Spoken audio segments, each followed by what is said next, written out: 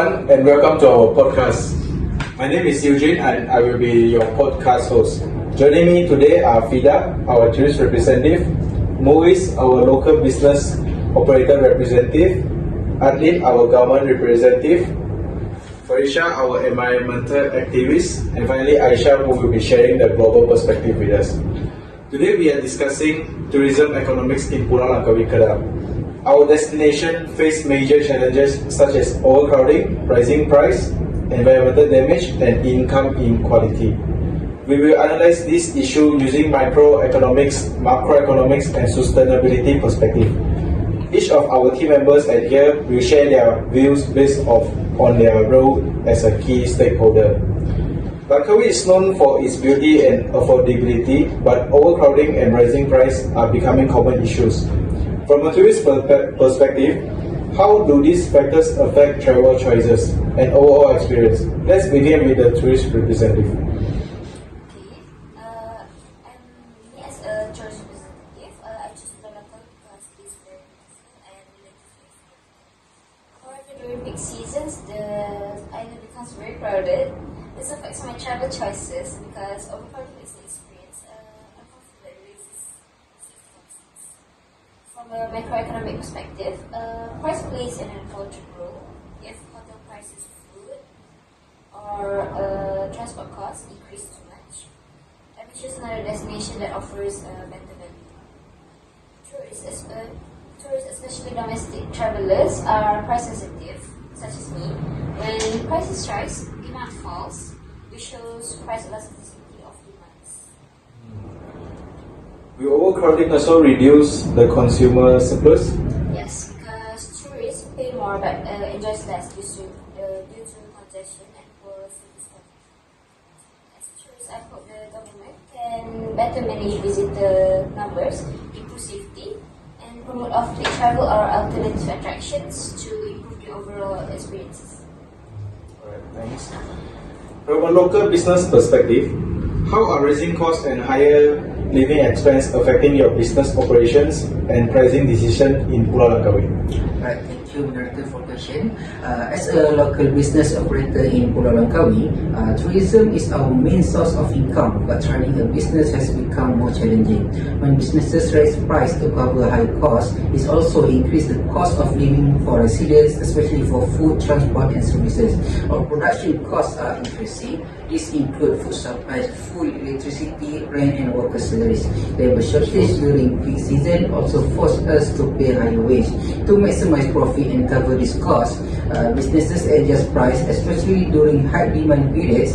This is a pricing strategy based on demand and seasonality. However, competition among hotels, restaurants, and tour operators limit how much can increase price. If prices are too high, tourists may choose other destinations.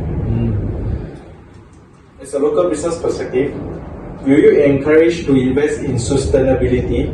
If yes, what will you invest?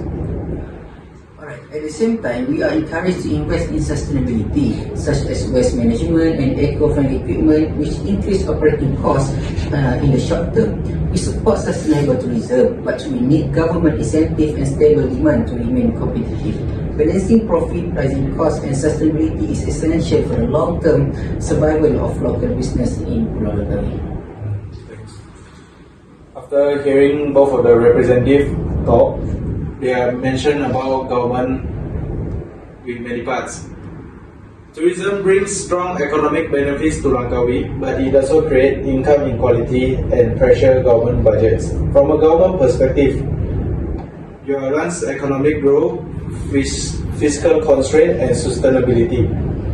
So from the government perspective, tourism is a key pillar of Kedah economy, especially in Langkawi. It contributes to GDP, create employment, and support public revenue. However, rapid tourism growth also places significant pressure on government budget.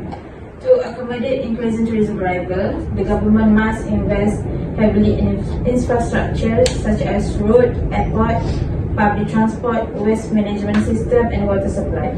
At the same time, additional funding is required for environmental conservation, including beach protection, forest preservation, and pollution control.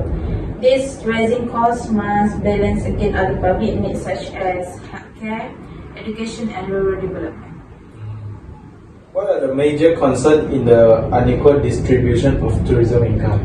So another major concern is the unequal distribution of tourism income. Although the industry generates sustainable revenue, profits are often concentrated among large hotel operators and external investors. Local community frequently benefit only through low wage employment or small informal business, which wide income inequality and limit inclusive growth.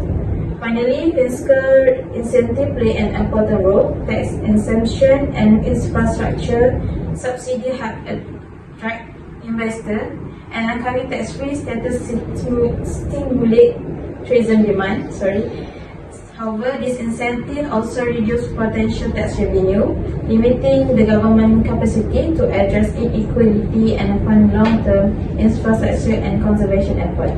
Overall, policymakers must balance tourism growth with physical sustainability, fair income distribution, and environmental protection to ensure long-term benefit for both economy and local community. This is a good point. Tourism creates economic benefit, but it also brings environmental costs from an environmental perspective. How is over-tourism affecting Langkawi, and why is sustainability important for the future? Okay. As an environmental activist, I am concerned about the negative externalities caused by over-tourism in Langkawi. Over-tourism leads to pollution, coral reef damage, deforestation, and disturbance to wildlife. These problems occur because businesses and tourists focus on short-term profit and ignore long-term environmental costs. This situation is a market failure because the true cost to the environment is not included in tourism price. Langkawi has carrying capacity, which means there is a limit to the number of visitors the island can support. During peak seasons, this limit is exceeded. While short-term profit increase, the environment deteriorates, which will eventually reduce tourism demands in the NGO future. I would like to ask, what's the meaning of NGO? NGO means non-government organizations. Non-government organizations such as WWF, Worldwide Funds for Nature, help address this issue by protecting coral reef, conserving mangrove. They're raising an awareness about sustainable tourism. WWF also works with local communities to promote sustainable tourism. To ensure sustainability, we need to implement visitors limits, promote ecotourism, and increase conservation funding. Part of tourism revenue should be used to protect the environment. If short-term profit continue to be prioritized, Langkawi natural resources will be damaged and future generations will suffer. Alright, thanks. From a global perspective, what sustainable tourist strategies should destinations like Langkawi adopt? And how do they align with United Nations tourism guidelines? Okay, from a global perspective, tourism destinations like Langkawi must align their development with the United Nations Sustainable Development Goals, especially SDG 8, SDG 12, and SDG 13. SDG 8 focuses on decent work and economic growth.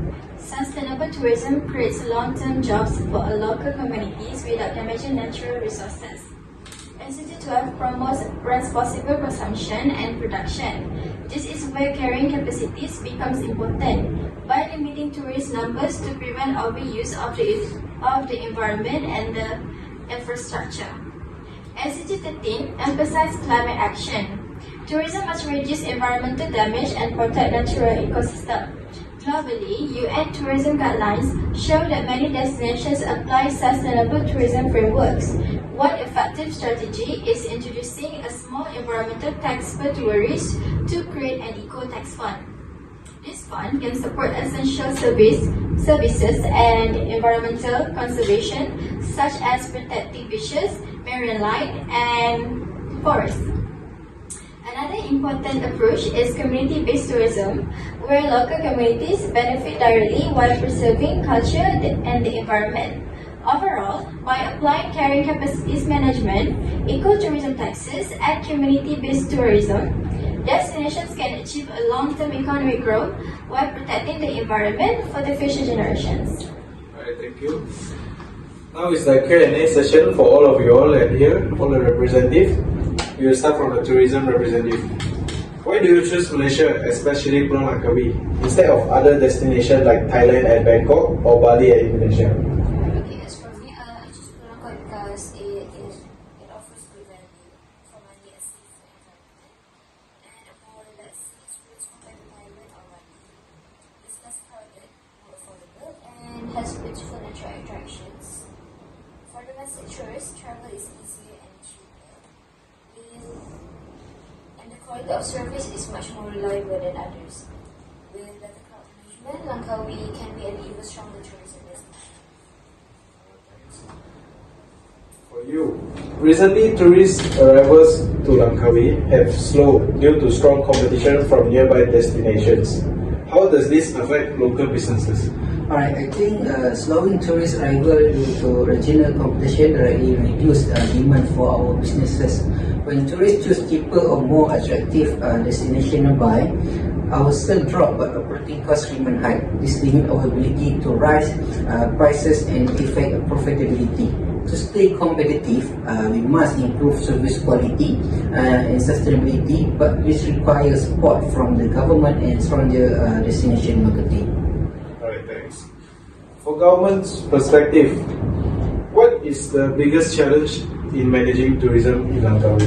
So the biggest challenge is actually balancing tourism growth with limited government budget, fair income distribution, and environmental protection. While tourism boosts GDP and jobs, is also increased spending on infrastructure and conservation, contribute to higher living costs, and often benefit large investors more than local communities.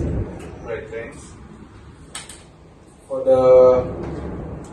For you, Varisha, how can local business in Langkawi balance the need for profits with the needs to protect the environment from the negative effects of over-tourism?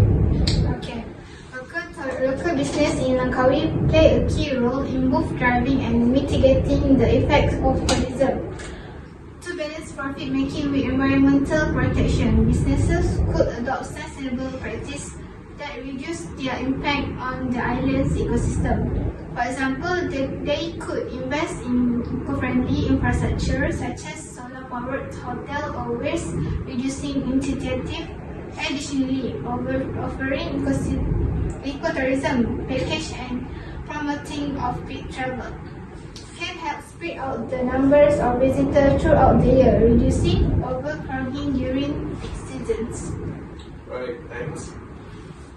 From a global perspective, how can Langkawi grow tourism without damaging the environment?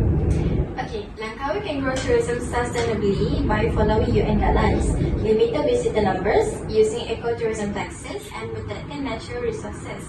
So economic growth and environmental protection can happen together. Okay. Thank you for everyone for listening our podcast. That's all from us. Bye bye.